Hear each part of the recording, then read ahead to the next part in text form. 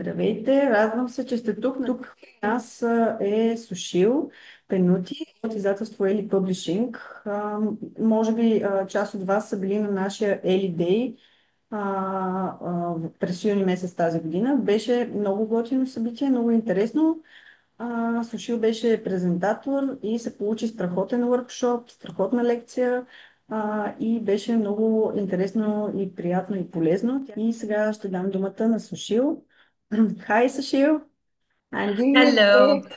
I have introduced you a little bit. I said that for our early day that you were here with us. It was really inspiring, really great. But I will give you now the word, and you can introduce yourself. Thank you so much. Thank you so much, Maya. Hello, everyone. It's so lovely to be here. I see some lovely faces there. Thank you very, very much. I know you must be really, really busy, teaching and live and everything. And to be here today, to spend that 1 hour with me, I truly, truly, truly appreciate it. So my name is Sushil Penuti, and my first question to you is this. How many of you were part of the Ellie Day tour, which I had not too long ago? Was it in June, Maya? Was it in June? Yes, Anybody, June. anybody participated in the LED tour? If you have, just, put a message on the chat. Now, here's the thing. I am a highly interactive person. I love meeting people, but I love hearing from you as well. So throughout my 1 hour with you, I want you. Oh, thank you very much, Boriana. Oh, that's so lovely to hear that you went there. I'm so glad. Now, before I'm actually going a little bit fast, but I should just go back a few steps. So my name is Sushil Penuti, and like you, I'm an educator, and I've had the privilege of working in quite a few countries around the world. So I've had classrooms with many, many different types of students, from the little kids all the way up to adult kids even. So my experience is quite across the board. Now, I have worked with language learners for a few decades now. I'm not going to tell you how many because that would be like giving away my age. But I've had experience working with a lot of language learners who have had difficulty because English wasn't their primary language, was the third language they were learning. And fantastic, because I think the more languages you speak, the better you are. I really, really believe that. So I'm here today to share my experiences with you. And that is why I'd love you to share your experiences with me as well.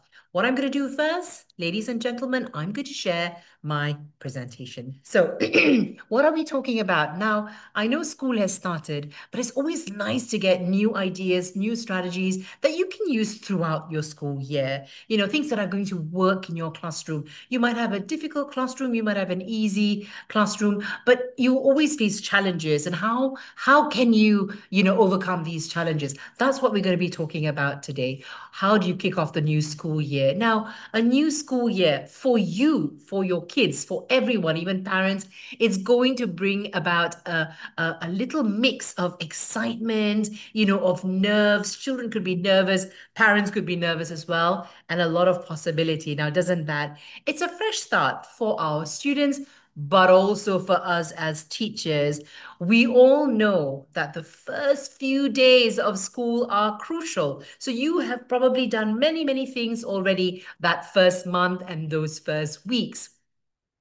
Because let's face it, what they do is they set the tone, not just for, that first month, often for the whole semester as well. Here's the good news. There are some very, very simple, very powerful strategies that you can use to make those first days really, really count.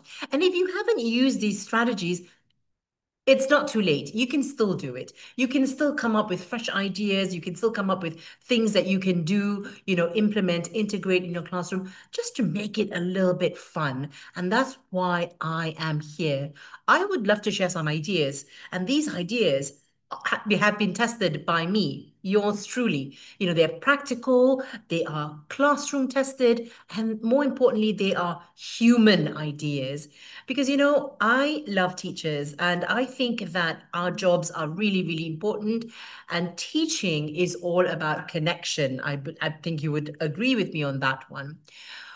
So before we talk about And I know it's November. I know it's getting, it's getting colder. I can literally see the trees for the leaves falling off the trees at this moment in time.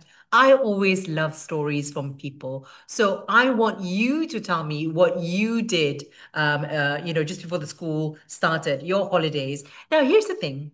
That reset that you just telling me now, some of you going to another city on an excursion, that reset is really, really important. You need that. Simply because when we return to school, we're not just starting another term. We're stepping into a new chapter with our students. So every September, once every September comes, no matter how many years you have been teaching or we've been teaching, we get the chance to start fresh. Now, the first days, the first weeks, the first months, even to be honest, these are our opportunity to set the tone, to re-establish routines. Now, let's take a look at where we're headed today. I'm just going to switch off the chat for a minute. I'm just going to go on to the next slide, and I want to show you what we're going to be discussing today. I have kept this very, very simple and very, very practical. So what I want to do, because as teachers, we don't need a long list of theories. We need ideas we can actually use on a Monday morning when we go back to school after the weekend. So we are going to start with some simple strategies that really work. Things like routines that actually stick, stories, or even games that are going to grab your students, your learners' attention right away. Then I'd like to talk about some tools that teachers that I know that I've worked with, that they swear by, things that I've done in classrooms as well. Those little tricks that make your life easier, our lives easier. Of course, it's not just about what to do, but also what to avoid. If you've got stories to share, if you've got something that you've experienced and you will never do again, let us know about that. And then what we're going to do is we're going to finish up with what's next, how to find those little wins, those small wins that build momentum, that grow eventually into a big progress over the year. So that's the plan. Practical, teacher friendly, hopefully full of ideas that you can take back to your own classrooms. Doesn't matter if school has already started, doesn't matter that school has started 2, 3 months ago, we can still continue to do this. Now, every classroom is different, obviously. I've had the privilege of teaching young, really young learners, which I will never do again because, I've got very limited. No, I'm joking. I'll do. I love young learners. They're cute. So I've had the privilege of teaching 5-year-old kids all the way up to adult kids. Sometimes adults can be annoying as well. But at the end of the day, you're a teacher. That's your job, isn't it? Some of you might teach 5-year-old kids who cannot sit still for more than 2 minutes. Others, of you might have 8-year-old kids who already think they are little professors, little philosophers, constantly asking why about everything. How many of you can relate to having kids like that in your classroom? And maybe some of your learners might be shy. Some could be full of energy. Some could be learning English for the very, very, very first time. And others could already be confident speakers because perhaps, they've already been learning English for quite a number of years. So, my question to all of you teachers, I'd like you to take a second, picture your own group. What makes them unique? And what do they need most from you in those first few weeks? This is why I'd like your thoughts, What do you think matters most in the first few weeks of school? Again, I know that we're in November, but I'd like to know what happened to you those first few weeks of school. So take a moment and think about your own classroom. If you had to choose just one thing, what is the first or the key priority for you in those first few weeks? So now what we're going to look at is I want to see if any of this resonate with you. Let's take a look. Setting clear routines. Will everyone agree that this is really, really important? Yes? I think so. Building strong connections. Some of you have already said that. You want to, at the very beginning, build that strong connection. Because let me tell you, a lot of studies have shown, and by the way, I'm very, very research based. I do a lot of research on not only educational trends, but what makes education work. And building strong connections with your students will definitely, definitely help that. You want to create an atmosphere in your classroom where every single student feels safe and secure. Would you agree with me on that? I think you would. Yes. Put up your hands if you think that you will. I'd love to hear what you think. And let's take a look at another one. Motivation. The minute your kids walk in the morning, you want them to already have this joy on their faces. I'm looking forward to the lesson today. You want them to look motivated at the beginning of the day and at the end of the day as well, even if they are tired. And this for me is really, really important. And one of the things, because I have lived in quite a few countries around the world, one of the things that I think is really, really important is creating a community in your classroom, doing activities where everyone are connected to each other, and turning your classroom into a community is going to really, really help them. Really, it's going to set the tone for the whole school year, I believe. Do you agree with all of the words that you see on the screen in front of you? The first weeks of school, yes, they do set the tone for the whole year. Let's break it down. For students, they need to understand expectations early on the day. This way, they feel more secure and they know what is coming. And for us teachers, this is going to prevent constant re explaining all over again later, and it gives consistency to build on. Now, one of you said strong connections, and I love that because building strong connections from day one is going to make learning flow. For students, they are going to be seen and valued, which is going to motivate them to participate more freely. Don't you just love seeing your kids putting up their hands? Whether they have the answer, whether the answer is right or wrong, it doesn't matter. But they have that courage to put up their hand, and I love that. And for teachers, when you've got this strong connection with your kids, classroom management, let's just say, becomes smoother because students are more willing to cooperate with someone they trust. And every single classroom, you will have students of different capacities, basically. Some of them might be really nice, or some of them might be a little bit rebellious, I would say. So establishing that connection very early on is really, really important. Routines, creating those routines early on at the very, very beginning. Now, what this is going to do is going to give your students a sense of safety, of belonging. Predictability, by the way, has been proven to reduce anxiety. And this is going to help them focus on learning instead of worrying about, oh my God, what comes next? And for teachers like you and me, these kinds of routines, I'm sure you agree with me, these kinds of routines are going to save time.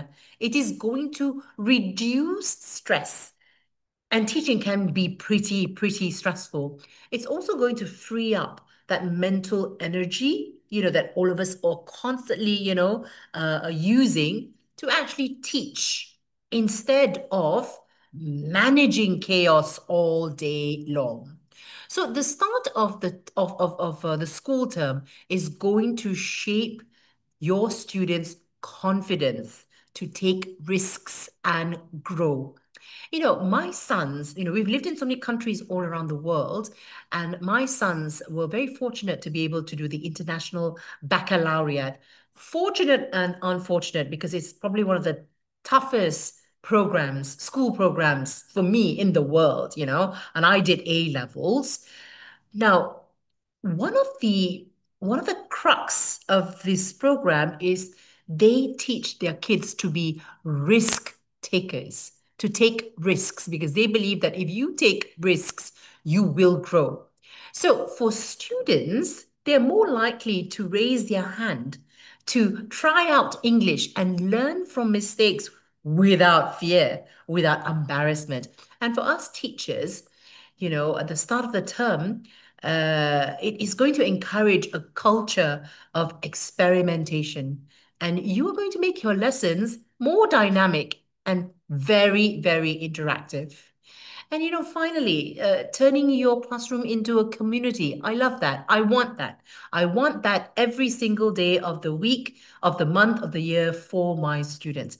I want my students to look back on year 8 when they were a teenager, with pimples on their face, feeling embarrassed to know that that year was a year that I really grew because I belonged to a community, and that's going to change a lot of things for them. Okay. So let's talk about routines now. Will you share what your routines are at the very beginning of the day?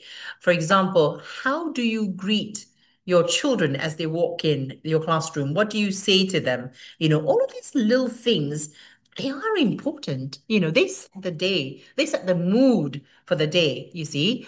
And every one of you might have different routines. Some of you might I know a teacher. In fact, I was in Croatia recently for a conference, and one of the teachers puts on the song Happy. The song Happy, which was made really, really popular in a cartoon quite a few years ago, puts on that song, and children walk into his classroom dancing. And it's fun. They have big smiles on their face. I couldn't do that, unfortunately, because I'm a CLIL specialist and I have to go from classroom to classroom to classroom. So I wish I could do that. But I tried to make my classroom fun as well. The way I greet people, one of the things that's really, really difficult, because at one point, teaching here in Italy, in one school, I had 250 students. But one of my superpowers is remembering all of their names, remembering their names and remembering where they come from. And that, by the way, makes a really, really big difference. But let's go back and talk about routines. We all know how powerful they are because routines are what give students, some of you said, the sense of safety and structure. Do you agree with me? And actually, these routines keep us sane as teachers too. So if you have any routines that you'd like to share with me, put it down in the chat box. Take a moment to think about what works for you. What works for you might work for any one of us listening in now. It could be big, it could be small. Sometimes it's the little things that make the biggest difference, right? So let's see. Some of you have started writing. I'm just going to read whatever is out there. Let me say that, the first few weeks can feel like a juggling act, especially if you've got new students. You're trying to set routines, get to know your learners who could be new. Somehow you have to keep up with everything else on your plate and teach the curriculum as well. So you got to think about what is going to work for you. Right, let's move on and take a look at your new school year. So this is exactly what I've said, energy, nerves, the pressure to do it all. I've seen so many teachers at the end of the school year but there's a danger, of being burnt out. Some of them are burnt out even the first few weeks of school. So it's very, very important that you create a plan that works for you. So I know that as teachers, we love to swap stories. This is one of my favorite things ever. I love to swap stories with teachers like you. I love to share what's worked, for you to share what's worked for you as well, because it feels good. It feels good to do that. But it also feels good to know that all of us are basically in the same boat. Because the reality is this: we have got students who come in all shapes and sizes. A student that has got a number of piercings on their face, for example, probably a secret tattoo on their shoulder, just shows that the parents haven't been as attentive as they should be. How do you cope with a student like that? I always have good relationships with students like that because I think my ability is working with the troubled ones, especially. I don't know why, but I have that ability. And, having to take care of their cares and concerns, and then, having to having to make sure that your curriculum is set to finish by the end of the year. This is a little bit daunting because at the end of the day, you find limitations with your time, with your energy, and you find students with really, really short attention spans that are going to annoy you, maybe even resources that you don't have. So there is a danger of burning out, and I want you to be very, very aware of that. And this is why I tell you that because I'm research based, I'm showing you how research backs up what we do. This slide that you see in front of you brings together some powerful insights from Harvard. Now, we all know Harvard. We all know Elon Musk. These are really famous, establishments and people. But Harvard, here has come up with this research that really underlined just how much those first few days, weeks matter. What I love here is the emphasis on the little things, like even the first words we say to our students after the bell rings, or how reading aloud in class, if that is the first thing that you decide to do, that can actually spark connection and curiosity. So I'm not saying that, it's the studies that have proven that. So it's a reminder that the culture we set in those early moments, they communicate more than any syllabus ever could. And notice too how much the research highlights diversity, respect, and building a sense of community, which is what you and I agree with, because that's what we talked about not a few minutes ago. That is the foundation.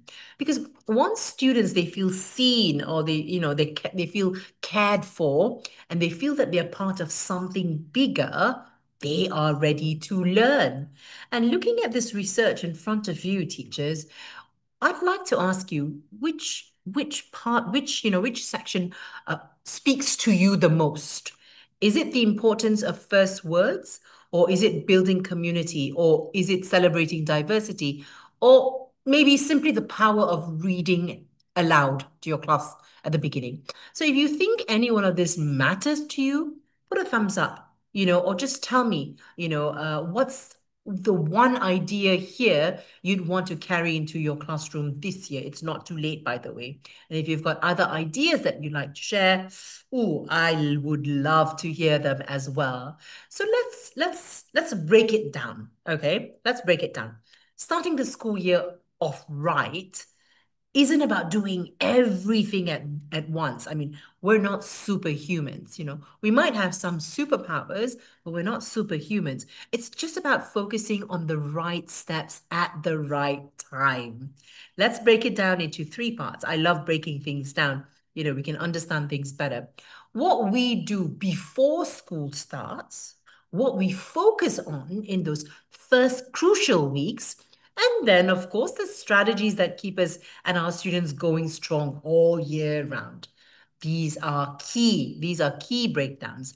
So these three stages, these are really three stages to think about. What we do before school even starts, because let's be frank, even before school starts, you and I are already working hard. In your mind, you're already preparing what's going to happen in the new school year. Preparing our classroom, anticipating needs of our students, what we do in those all important first weeks, like building community, setting routines, making expectations clear, and then the ongoing strategies that help us stay strong all year long, like looking after our students' well-being, keeping learning active, and staying flexible when things don't go as planned. Because as you know, we can plan as much as we possibly can. All it takes is one small tiny thing, and the house of cards can crumble, right? So here's a question for you. Where do you usually find yourself spending most of your energy? Is it the prep before day one, before school starts? Or is it those first few weeks of routines and community building? Or is it trying to keep things going once the year is in full swing? So there's one, two, and three. Where do you find you spend your most energy? Write it down in the chat box. Right, let's look at this strategy. Now, there's no single right answer, okay? It's all about finding the balance that works for you and your students. The good news is what you saw in the previous slide We're going to touch on all three. So hopefully you're going to walk away with some strategies that support you at whichever stage that you feel is most challenging. But let's take a look at the first strategy, okay? And I'm going to start with something really, really practical, habits. Because when the new school year begins, when the new year begins, we often feel like we need to set up everything right away. 20 different routines, 10 different systems, a binder full of rules that must be followed. Does that sound familiar to you? But the truth is this. What really works is, and for me, is keeping it simple. Just keep it simple. Just 2 or 3 core routines that students can count on. When they know what to expect, they're going to feel secure, and that frees them up to focus on learning. And here's the key, and this is important. It's not just about explaining the routine, it's about practicing it with them, model it. How you hear about children being a reflection of their parents. Your students can be a reflection of you. Model it, do it together, repeat it until it sticks. Sometimes you might have to repeat it a little bit more, but hang in there. It is going to work. And when all of that sticks, and when they remember, what do? You reward it. You give them a little praise, a quick game, or even a sticker. With my little kids, even with my middle school kids, I used to give them a little sticker. All of this can go a long way. Reward can.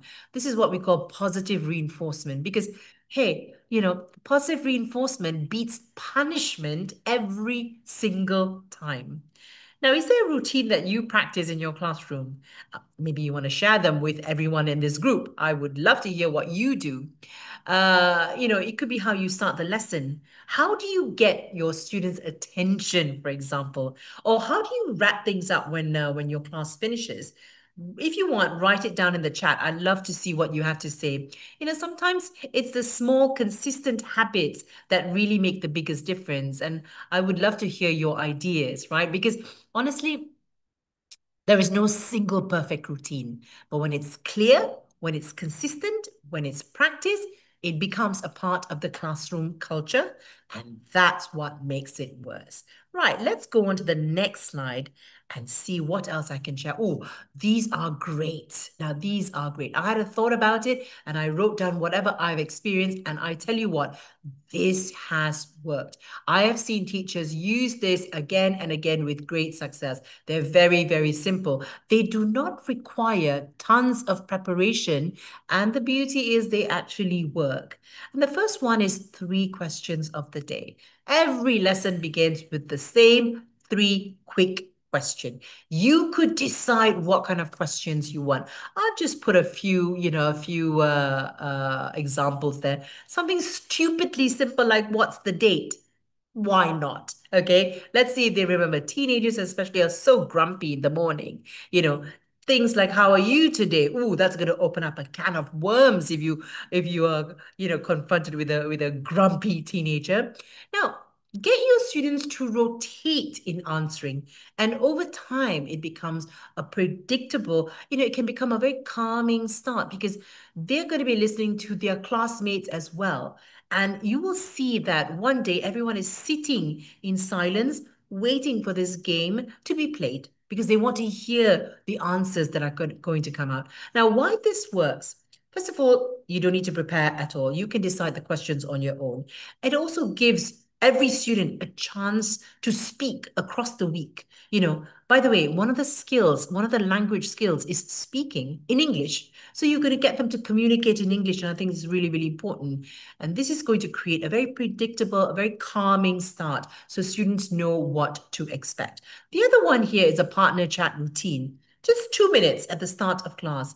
Get them in groups. You know how much I love collaboration. So get them in groups and ask, they can ask their partner a question. It can be something really light, like, food. What did you have for dinner last night? What did you eat for breakfast? Let's talk about your favorite animal, the place that you love to go to travel. The point is this, okay? Your students are going to get comfortable speaking. It becomes a natural, a routine that is low stress and everyone participates. Now, for me, this has worked a lot. I love my kids being really, really verbal in class. Yes, I've got rules. Yes, I don't want them talking over me, etc. But I really, really, and I'm telling you all of this based on the fact that I work here in Italy, and English isn't widely spoken, and they need as much practice as they possibly can. And how do they do that? In the classroom with you. So get them talking, get them speaking. That is going to work. That is going to work. Come up with other questions as well. What superpower would you want? Could be one of them, for example. We've looked at routines to start a lesson. I think these are great routines. But how about a routine, to end a class, to end, the day, basically? This is what I call an exit routine. And exit routines can be really, really powerful. So a very simple version is, okay, and this is really, really good. Your student cannot leave the classroom until they share one word they've learned. One word, one new word they've learned. Not an easy one. Make it difficult for them, okay? Or they can answer a quick review question that you've written on the board, or whiteboard, or any other board you have in your classroom. Listen, it takes 1 minute. But what this does is it reinforces learning and it gives your whole lesson a clear sense of closure. And that's really, really great. Something they're going to expect. Another one is a weekly reflection routine. You could do this on a Friday. Get them to write this time. So the language skills that you're going to cover are speaking, listening, and writing, as well as maybe, reading. We'll talk about reading in a minute.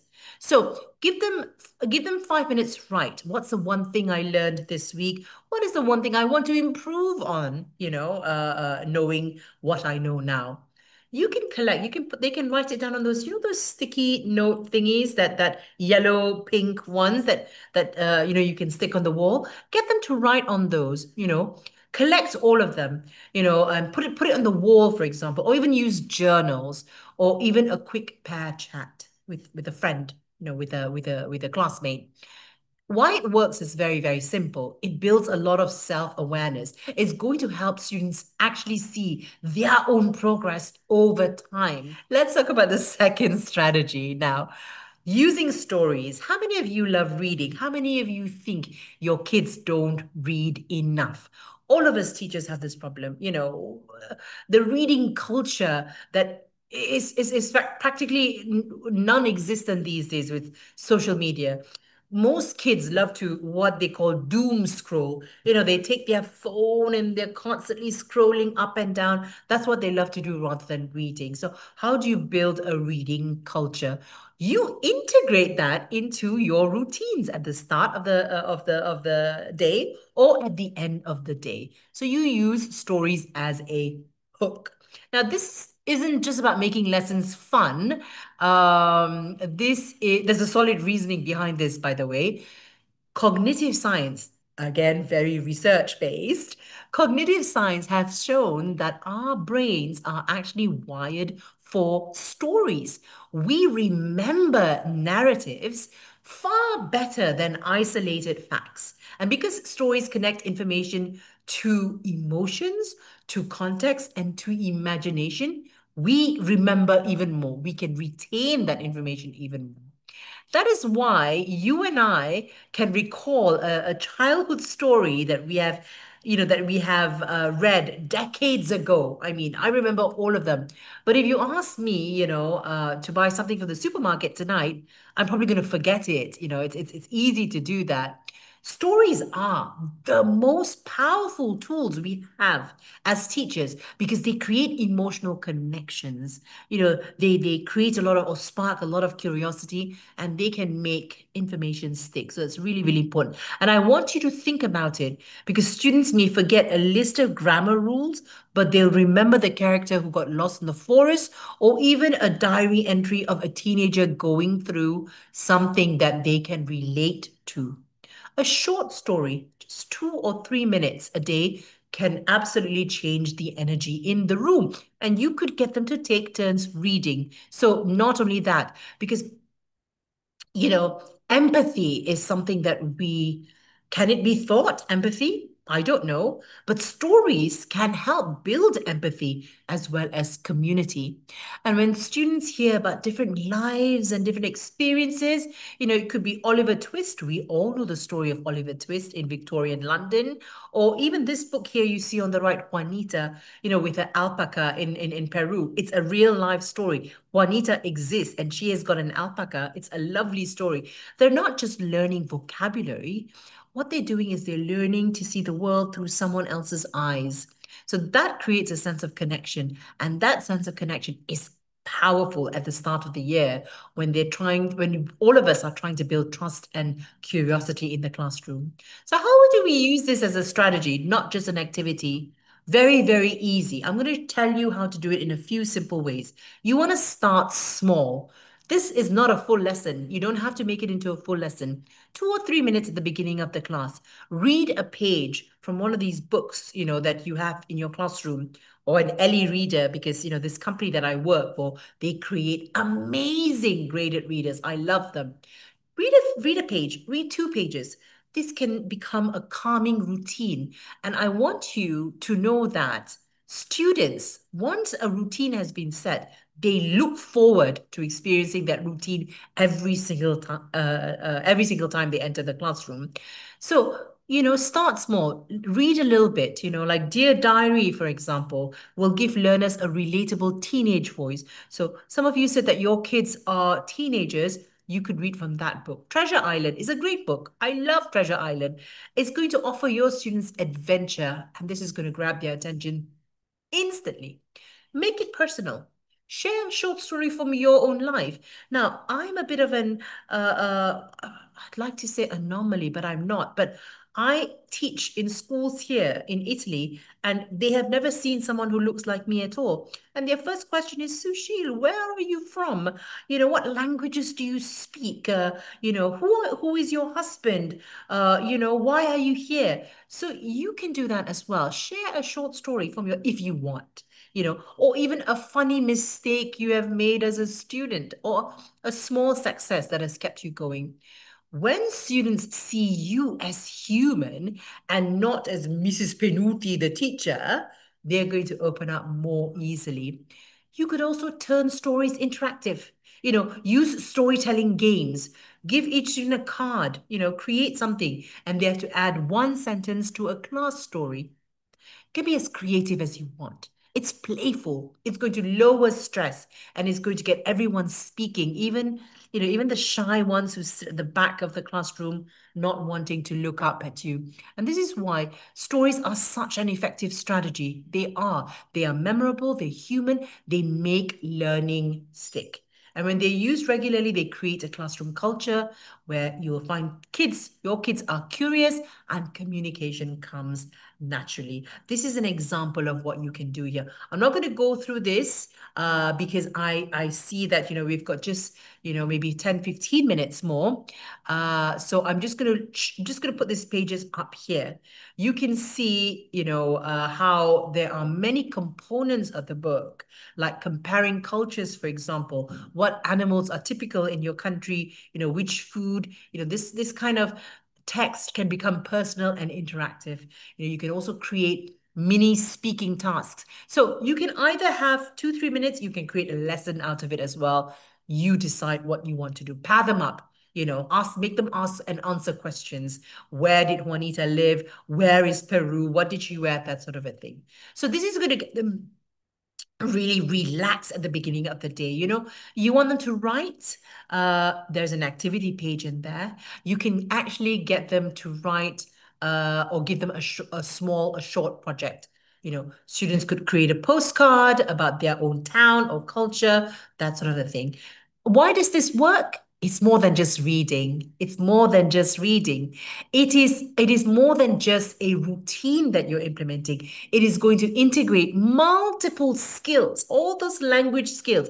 It's going to build confidence. It's going to give your students a sense of achievement. And you will see those results. When you weave in bit by bit, all of these little strategies, you are going to create a sustainable, a routine that's low prep. And you're also building global awareness at the same time, can I just tell you? Right. Again, so here are some books. You can look it up. We've got the catalog. You can go on our website and you can take a look at them, right? Another strategy I want to share with you and how they can grab attention. This is so powerful for the start of the year. Children love games. A lot of people think of games as just fun extras. Again, I'm going to tell you this. Research tells us otherwise because what games do, they lower the affective filter. All of us have got a filter, a barrier of nerves. It could be nerves, it could be self-doubt. It could be, a fear of failure, even. A lot of students feel that, especially in the first few weeks. When learners are playing, even if they're playing for 5 minutes at the beginning of the class, they forget that they are performing in English. They take more risks. They speak more. And they also connect with each other without any pressure at all. And that's exactly what you can do. A lot of you said, I want to build a community in my new class. Well, I will tell you this, that games will create instant interaction, lots and lots of laughter and collaboration, by the way, which is a very, very important skill. And those first shared experiences, in your classroom, this is what is going to turn a group of students into a classroom community. So there are two examples that I've put up for you here. Find someone who, which gets everyone moving around the room and talking. You're going to get a noisy classroom, but that doesn't matter. Everyone is having fun. And the other one is beat the teacher. Now, students, they love to put you in your place. They want to find a way to beat you, not literally, but you know what I mean. So this is a vocabulary race, that students love because they get to compete against you. These two strategies are very, again, low prep. They're high energy and they will send the message right over that this classroom that you have here is a safe space where we learn through interaction. Now, we've seen a quick couple of games.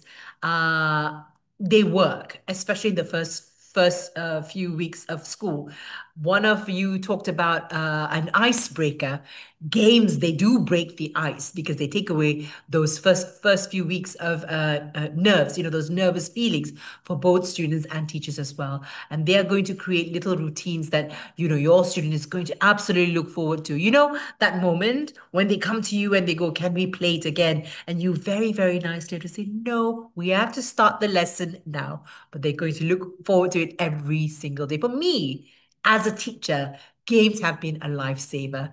They have given me an easy way to review vocabulary, for example, or even grammar without having to pull out another worksheet or print out another worksheet. And maybe most importantly, they get students collaborating, working together from day one. That sense of teamwork, that's what sets the tone for the year ahead. Just a couple of ideas for you. And again, you are going to be getting this presentation, so you'll be able to look for some games that might work in your classroom, that are going to also help with learning English for your language learners. You've got card games, which are great for vocab and grammar. You've got board games, which are great actually for strategy, for teamwork. Of course, memory and matching games are great for them to retain whatever they've learned. And finally, for English language, role playing, simulation games, these are great. These are going to get them talking. These are great for real life communication as well. So, here are some of the games. I'm not even going to spend a lot of time on these slides. You will get them, so you have an idea of the different games that we have and how these games that if you use in your classroom, I think all classrooms must have at least a few of our games because what they do is they fit in perfectly. They cover vocab, they cover grammar, even culture. But what I love most about them is how flexible they are. You can adapt them to any level, or if you've got a class of kids that have different proficiency levels, even perfect for that. Use them as a quick warm up, or you can also build them into longer activities. They're not just fun, they're effective. They're going to get your students speaking and they're going to be learning without even realizing that they're learning. So this brings us full circle. Okay, at the start of the school year, we often feel the pressure to cover everything. I know I've been there like syllabus has to be covered, grammar points. I need to make sure that they understand everything that they've learned.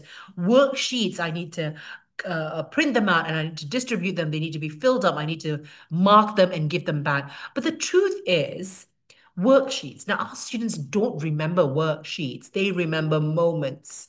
And that is why this particular Venn diagram is really, really important for me and for you as well. Because stories and games, when you integrate them into the routines of your classroom, they can be such a powerful back to school strategy that you can use. A story that you tell your students can actually transport them into another world and can actually spark that empathy that is so necessary, especially today.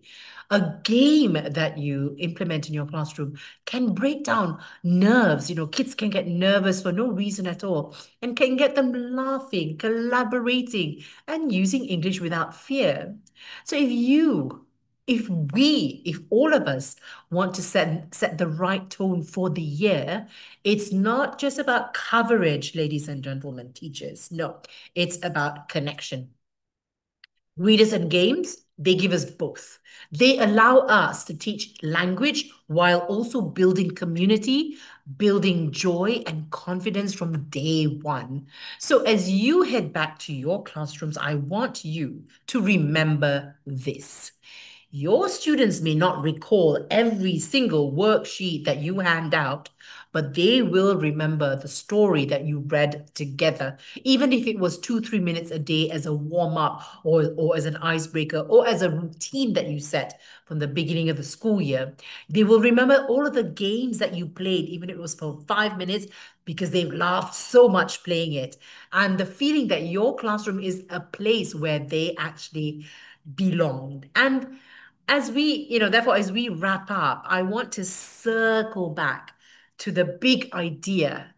Those first 5 days, first 5 weeks, they actually matter more than we sometimes realize. They're not about covering every piece of content or racing through the syllabus. No, we have that pressure to do that all the time. They're about connection. Now, if we create a space where our students feel safe, seen, and supported, we have already won half the battle. Do you agree with me? I hope you do. We've won half the battle because when students know we believe in them, not just as learners, but as human beings, they are going to take risks. They're going to engage, they're going to interact, and then they will grow. So the school year has started, but I want you to remember that smiling at that door, sharing a little about yourself, listening to your students, and building the classroom together is something that you can do easily. The rest will follow. And I would love to thank all of you so much for joining me today. It has been a wonderful 1 hour that I've spent with you, the best today. And I hope these ideas that I've shared with you give you a fresh perspective as you go back to school every single day until the end of the school year next year in June. So I'd like to wish your students a wonderful, a joyful, energized, and successful rest of the school year. Thank you very, very much. And I'll Thank you. see you at the next webinar very, Yes. very soon. Yes? A For lot. all of you, we are planning future webinars with Sushil, and hopefully it will be soon. So wait for the news from us. Absolutely, absolutely. Thank you, everyone. Big hugs to all of Thank you, you. Sushil. Have a Thank you, wonderful rest of the everyone. week. Bye bye.